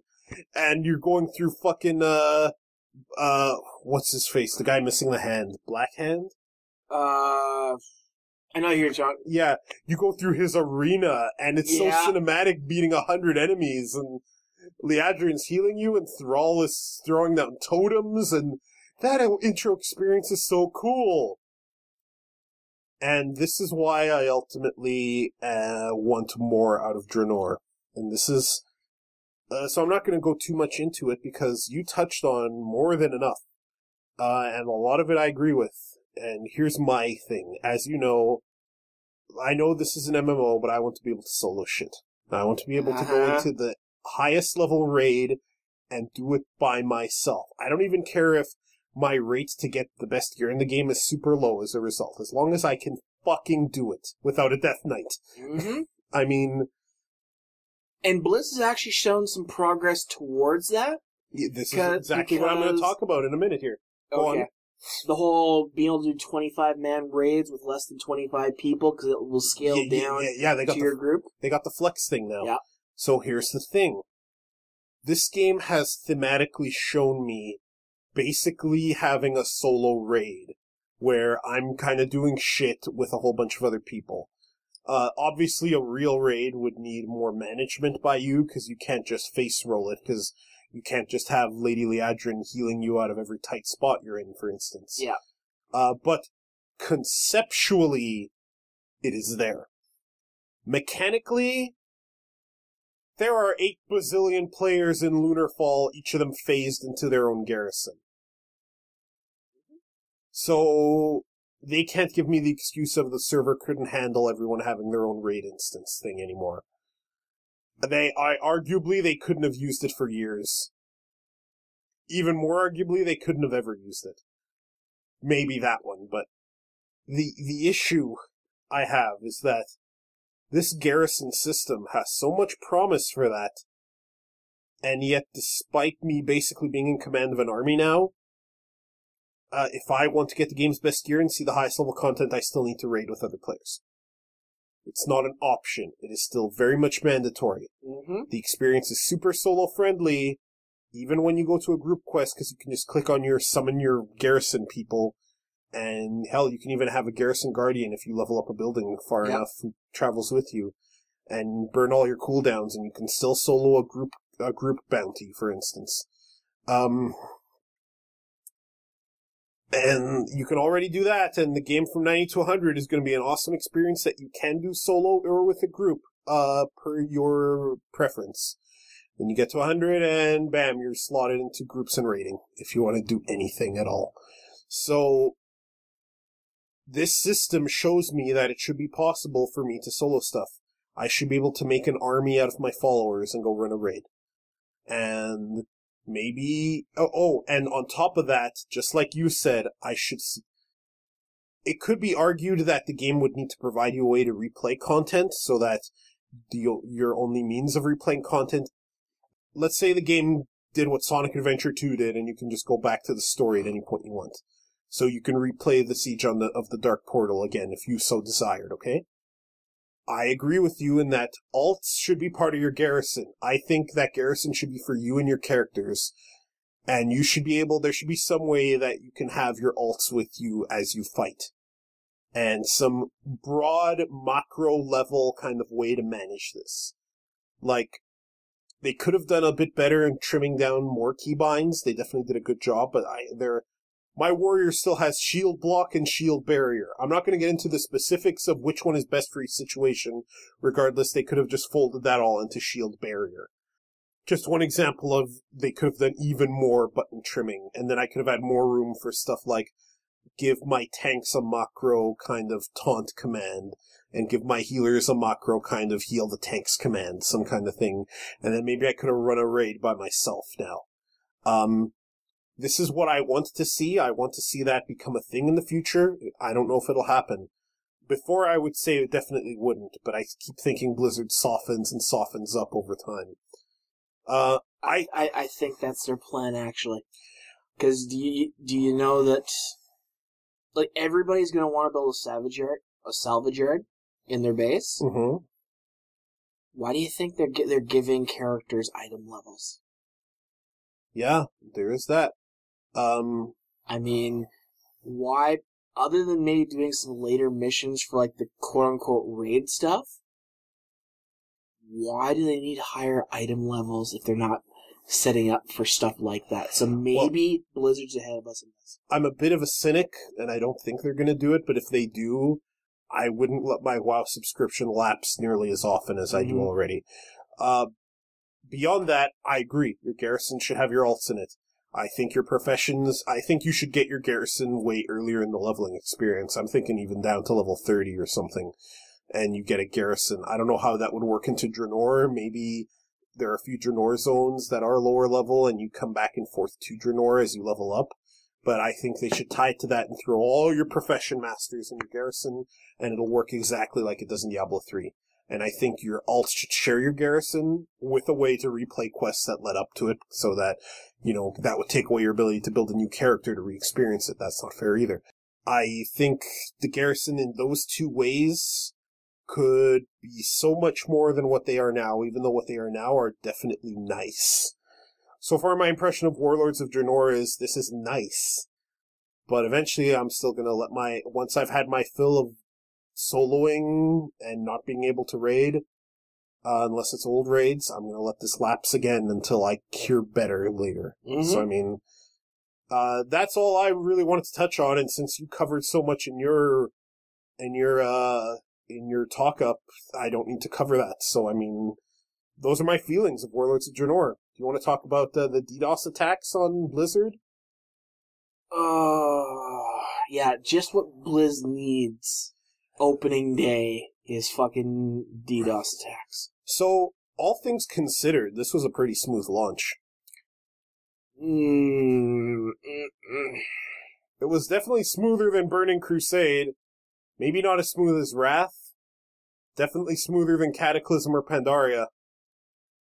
I say this is one of their smoothest expansion launches, barring the DDoS stuff. Lich King was their smoothest launch. With the multiple starting areas and whatnot. I'm just talking from a server crash / Blizzard bug sort of thing. There are problems still that have been known by Blizz for months in beta, that there was no excuse they weren't fixed. For example, up in that northern zone, I chose the lumber mill for my outpost. Mm-hmm. My bud Dritz chose the arena, the gladiator arena. Those who chose the gladiator arena can't get past the quarter mark in that zone. Because a NPC that shows up for me in my lumber mill does not show up for the gladiators arena. So, they can't continue. They are completely shut down in that zone. And Blizz, for the hotfix that happened on Saturday morning, originally had that they fixed it on their notes. That was then altered to remove that completely. Not just saying, oh, no, this isn't fixed. They actually removed it out of the hotfix notes. There are problems. But, yeah, Lich King was definitely the smoothest. Mm-hmm. When Sony had their hacking debacle with the PS3s, over a PSN, month period, yeah. This was I normally don't like to victim blame because I think it's wrong. However, in this case, Sony was responsible for the integrity of their customers' data and the security of it. So they were in a position of trust that they were lazy on, and therefore deserved some flack. The majority of the flack goes to the hackers in that case, but they still were partly to blame. Blizzard cannot control DDoS attacks on launch day of Warlords of Draenor. They did everything in their power to make the launch as smooth as possible, and they were still attacked. So the big difference between these two is that Sony kind of fucked up with their own laziness, even though it was not mostly their fault, and Blizzard did everything they could, so any hiccups in launch that kept me off of Draenor, I blame hackers more than I blame Blizzard. Yeah. Okay, we're in agreement. We don't even need to continue on this one. No, it's just, you're right. Blizz can only do so much, and while it was frustrating at certain points when I couldn't get onto Draenor, in fact, again, my bud Dritz, he was actually doing the portal quest at the time, when the rest of us got kicked off of Draenor. And it's like, dude, you're so gonna get kicked out the second you get out of that instanced area. And it just so happened that just as he was getting out of that area, portal event, the servers came back up for Draenor. So it was kind of funny timing, is what it was. But Blizz can only do so much. I mean, they try and load balance it for a number of people, but even then, the servers... This is where Blizz takes a little bit of flack from me in that you have so many subscribers. How did you not try and load balance it for the 5,000-10,000 people you knew could be on the server at once and were probably coming into Shadowmoon? I mean, you didn't give us the option to go to any other zone first. We went to Shadowmoon. Well, your option was to play as Horde, and then go Frostfire. Okay, sure, but I can't even imagine if both shared the same starting zone. Yeah, I still have to take my Horde guys to Draenor, so I kind of want to do that soon. I'm really interested in the storyline for that. Mm-hmm. Never thought I'd say that. So I want to throw something out to you. This podcast has been really long, actually. Yeah, whatever. Shall we continue it, or shall we wrap it up and maybe touch on other topics on our next episode? I definitely think how Two Fat Guys would do it. Need to go to a different one. Sure, we can. 'Cause I'll put it on the list that you never look at. Okay, so yeah, we're not going to have a How Two Fat Guys Would Do It this episode. We'll have to save we'll move the state of PlayStation now. We'll just move Shitlord Saga to next time. Yeah, we'll do Shitlord Saga next time. No, actually, I want to touch on some of the Shitlord Saga ones. Specifically, I want to touch on Shigeru Miyamoto. Then let's do the entire Shitlord Saga and then call it quits. Oh, Jesus Christ. Okay, fine. Okay, so, folks, that was our topics. And now we enter the Shitlord Saga. You know who's a shitlord? I'm a shitlord.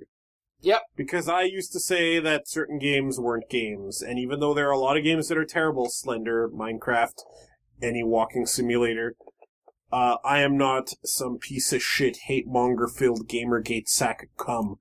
So I should not be saying certain games aren't games, because even if I don't like them, even if I think they're kind of shitty, games are different things to different people. Even Slender, which I grotesquely despise, and even Bethesda games, which are monstrously overrated, they're still games. I apologize for ever having fucking, said otherwise. That made me a fucking douchecock. You know what else makes me a douchecock? I didn't practice for Canada Cup 2014 thinking that, I haven't really had time to practice. I'm not going to bother making time to practice. Look, I'm pretty good at fighters, right? I'll read up on strats, and I'm sure I'll be able to win a game or two. I didn't take one round off of anybody. So, people, practice your games if you're going to go to a tournament, unlike my dumbass. Or you too will be a shitlord. Dave, you said Shigeru Miyamoto's being a shitlord. Yeah, there was a interview with him Now, I read this. when it referring to games made by other companies, not his own, Not his own, of course but not. others, about the boring sameness in games. Now, this is fucking Nintendo talking. You have redone Mario for 20 fucking years. You have no right to talk about the boring sameness in games. Here's the thing about Shigeru Miyamoto, okay? I have my grievances with Mr. Miyamoto. Before I air them, let's acknowledge that he is one of the finest game designers of all time. And that, for me anyway, I owe a lot of joy in my life to the fact that that man exists. I really do. And all of us do. Because his characters in games and gameplay mechanics and concepts have revolutionized so many genres that other companies iterate on and sometimes do better at. But he's the guy who basically, invented the platformer as we know it today. He's the guy who gave us the entire Zelda universe. He has done so much good for a lot of people because of his designs. So you have to take the bad with the good. He's got a lot of faults when it comes to his reasoning, but despite these faults, he makes great things. Now, that said, Shigeru Miyamoto needs to shut the fuck up when it comes to what other companies are doing. Not every company needs to innovate. David, not every company needs to innovate. Iteration is important too. And some companies, like Blizzard, kind of make their living off of taking other ideas other companies have done and putting their own spin on it. Overwatch. And it being a new thing for Blizzard to do, but still being an iteration on stuff that's been done before. Talking about Blizzard? Fuck your face. Iteration is key to developing freshly innovated ideas and making them better. I like innovative games and I like iterative games. And there are a lot of both those types of games that I actually full on hate too. You need MOBAs. Which? MOBAs. Sure, fine. You need both of these types of fucking games. So, whether it's Dave getting on Overwatch's case for being samey, or Shigeru Miyamoto getting on other companies' cases for being samey, which Dave somehow condemns, but not when Blizzard is... Fuck you, Dave. Just fuck your face. Fuck everything about everything you are. Look, Miyamoto doesn't have too much mud to sling, seeing as he's only getting into the digital era now. Oh, sure, fine. I'm just saying that you're condemning him. Meanwhile, in the past, fucking Overwatch, they're just copying shit. No, I expected innovation. You don't have anything here, man. And I got a Team Fortress 2 reskin. Yeah, that's what it is. Look, it was below my expectation for what Blizz was going to show it. Doom 3 is just a Doom 2 reskin.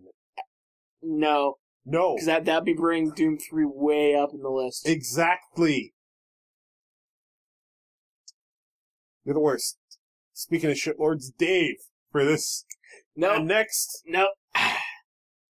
You put this one here. Ubisoft for pulling games from Steam a couple weeks before launch.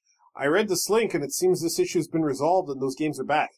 Yes, but they're back because of the massive amount of hate Ubisoft got. Ubisoft was saying it was a clerical error.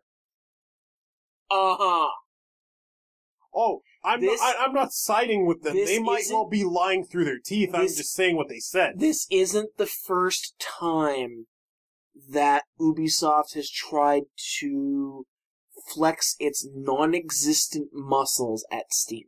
The amount of hate that hit Ubisoft's Facebook page was enough that I think even they blinked. Because this was Ubisoft's second attempt to try and take their games off of Steam and try and get people to just use Uplay.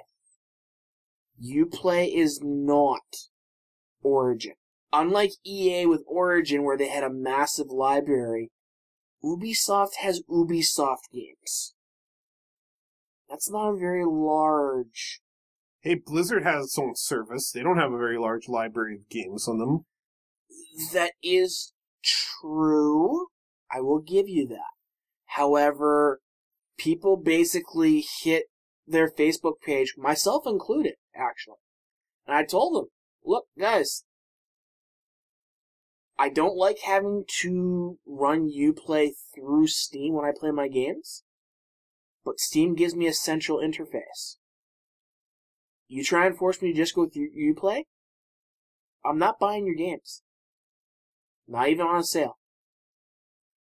So many people said that, I'm pretty sure they reversed their clerical error. I buy so few Ubisoft games that I don't even really care. But I mean, just use Steam. It's awesome. Especially when, okay, granted, Assassin's Creed Unity, and Far Cry 4 were coming out this week. It's just like, clerical error, games disappearing from... And it wasn't just that those two games disappeared. It was the entire Ubisoft library. Let's turn to the shit on Ubisoft episode of the podcast. They kind of deserve it right now. Speaking of deserve it, Canada! Just like the title says, the Shitlord Country. Oh, shove it.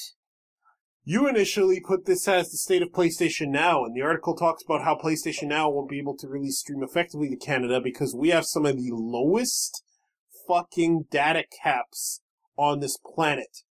Some of the only other countries with data caps, the US and somewhere else, have much higher caps. We don't because our telecommunications companies in Canada are so far entrenched into government pockets that they will have a fucking oligopoly for a long time now.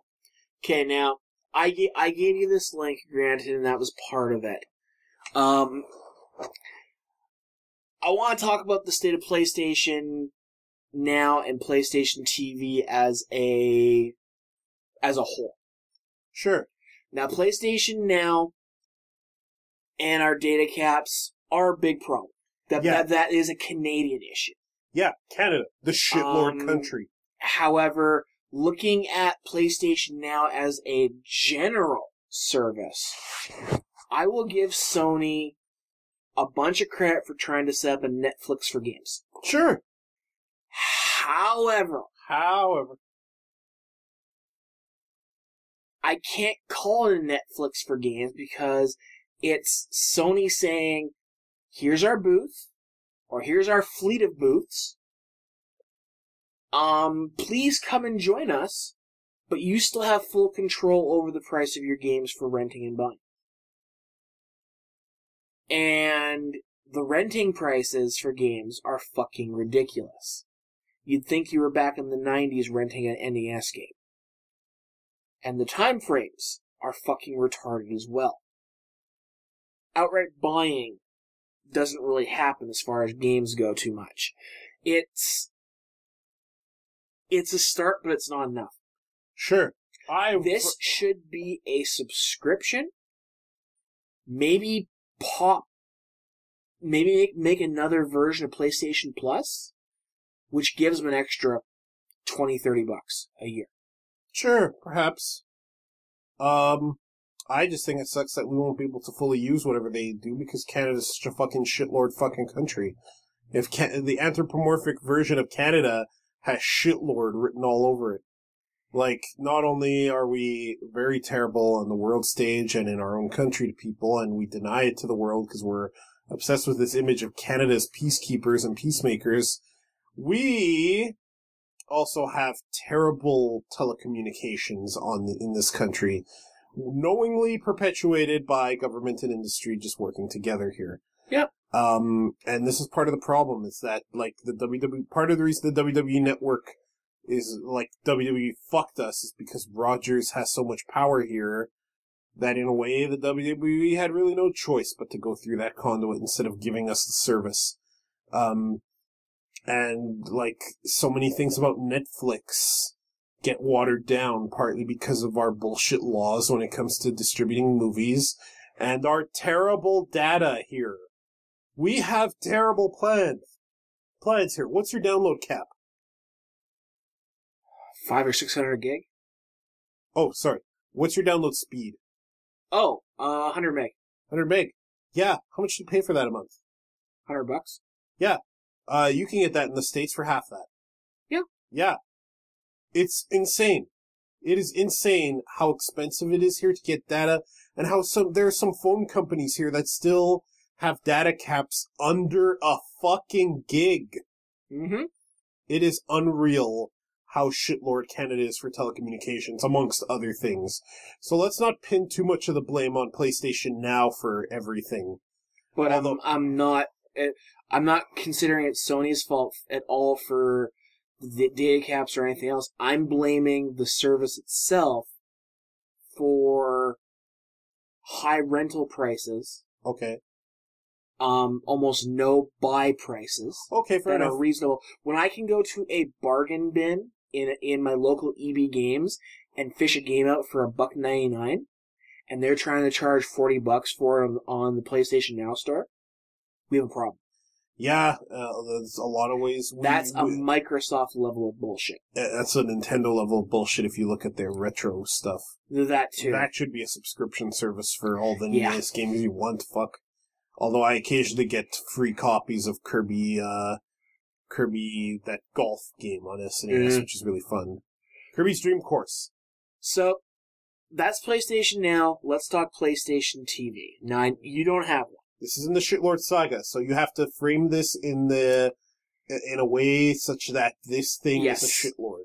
So, I am declaring that the PlayStation TV is a shitlord for how fucking few games are actually compatible. I'd blame Nintendo. Here's why. Nintendo just had to do the stupid touchscreen shit, didn't they? So Sony just had to go fuck to compete with them. We have to do it too. And then, hey, let's release a version of this for televisions. Can't have touchscreen stuff though, which means half our library won't work. Oh, that's not it. I'm talking games that don't actually use the touchscreen functionality, that aren't patched to work on the damn thing. I bought Castlevania Dracula X. Doesn't work on a PlayStation TV. Hasn't been patched. I feel bad. I recommended that to you. Sorry, dude.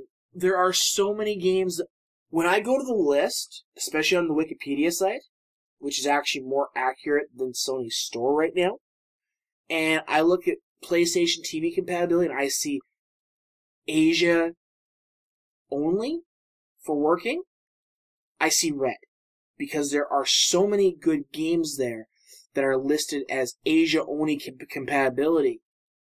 It's just like, fuck. Can you hack the PlayStation TV? Can you put some custom firmware on that thing? Not yet. And actually... And you know what? When you can, I say go for it. Sony's gonna be fucking stupid. Fucking hack the thing to make it work the way it should. I mean, a couple of the games I really wanted to play on the PlayStation TV, I can't. New Little King Story. I enjoyed that game on the PlayStation Vita, as well as the Wii. I wanted to play on the TV. Nope. PlayStation, or Asia only. Luminaire. Can't. Luminous. Nope. Not compatible. Asia only. Luminaire is Chrono and Surge's spell from the Chrono series. Speaking of shitlords. Another time, Carlos. Yeah. I mean, I knew I couldn't play Gravity Rush. That one I knew because it actually does use a bunch of the functionality in the game, and supposedly we're getting a PlayStation 4 combo release of 1 and 2. Oh, nice. I didn't even know that. Sweet. Supposedly. But it's just... I bought it too early. Yeah. I really did. Well, I can play Golden on it. That was kind of what I wanted to do. That's why I was dead set I had to have it, sort of thing. I can do that. Yeah, Persona 4 Golden. So, I'm not completely out of sorts, but it's just, there's so many good games on there that just, Uncharted Golden doesn't work. Good job, Sony! The fuck? Good work on this device. Yeah, hack that shit. Fuck it. Don't let Sony bully you. Well, folks, we are going to leave How Two Fat Guys Do It till next time, since we've gone on... How long have we been doing this now? Probably an hour and 45, hour and 50. Check. Yeah. Check. 2 hours! Well, after cutting, this will be close to 2 hours. Folks, scroll down a bit. Parting thoughts. Dave, tell the people your parting thoughts. Give Warlords of Draenor a chance if you're a fan of the past versions. If you really enjoyed the Lich King expansion, you're going to love this one. My parting thoughts are play Mario Kart Wii U instead. Mario Kart. Fuck you. Much better Warlords of Draenor content there. I especially like Shadow Moon Raceway. Folks, thank you so much for listening to us. Dave, tell the fans where they can find us on the web. TwoFatGuysTalk.com or CarlosandDaveAnimeRave.com. You can follow us on Twitter at TwoFatGuysTalk. Or for me, it's at the Dude Hack. And I'm at Handsome Fat Man. We're on iTunes, just search for Two Fat Guys Talk. If you visit our website, and you should, it's a dinky little blogger site, so we can work with FeedBurner. I am working on making a better looking site for it that I'll just then plug the RSS feed to, so we can keep using it and the FeedBurner won't be broken. But anywho, go to that site and send us a voicemail with the send a voicemail button. And you too can be featured on the show, unless you're some tactless, cocky piece of shit gamer-gator who just wants to, berate us for no reason. Then we might feature you anyway, but we might make fun of you and your mother. Just throwing that out there. My name is Carlos. This has been Dave. Signing off, episode 59 of Two Fat Guys Talk. Listen for more anime raves. Help me!